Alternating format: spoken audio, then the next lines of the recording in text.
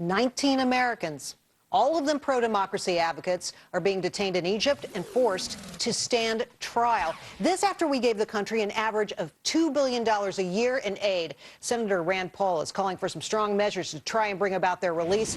He joins us now with details. Welcome back to the show, sir. Tell us about this bill you've introduced. Well, what we've said is that if the Egyptian government doesn't release these 19 American citizens, let them come home, that we'll cut off their aid, and we give them 30 days to comply. This is what the president should be doing.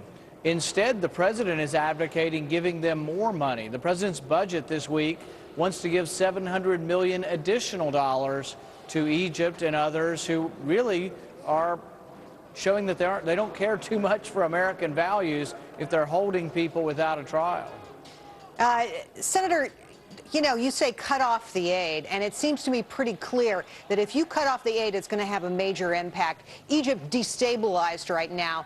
There are fears of famines later in the year. It seems to me the right lever to pull. Why won't the president pull it? You know, I don't quite get it, and I think the Egyptians don't believe he'll do it either.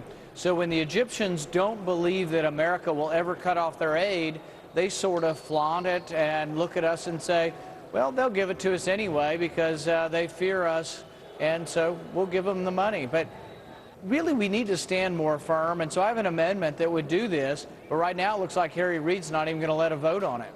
You know, I wonder if the Egyptian government are they doing this because they're having so many internal problems? It's a way of deflecting attention away from the government itself, the Egyptian government? I think so. They're blaming the Americans for the unrest in the streets and for their inability to control their country.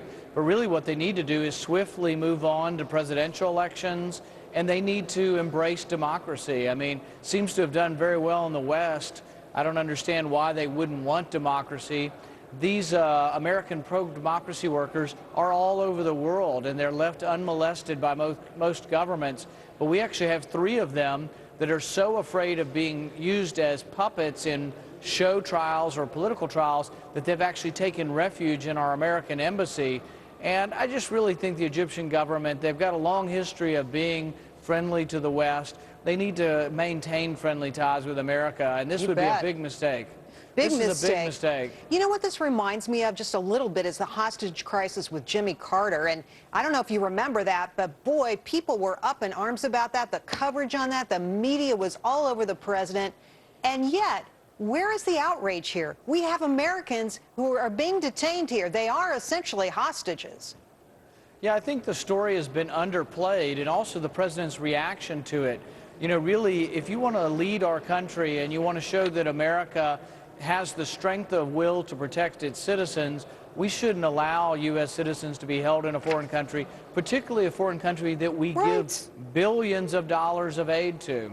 Well, and just to detail that, U.S. aid to Egypt, $1.3 billion to Egyptian forces, $250 million in economic aid, $1.9 million to military training. How crazy is this? These people are holding our people hostage, and we're sending checks over every day.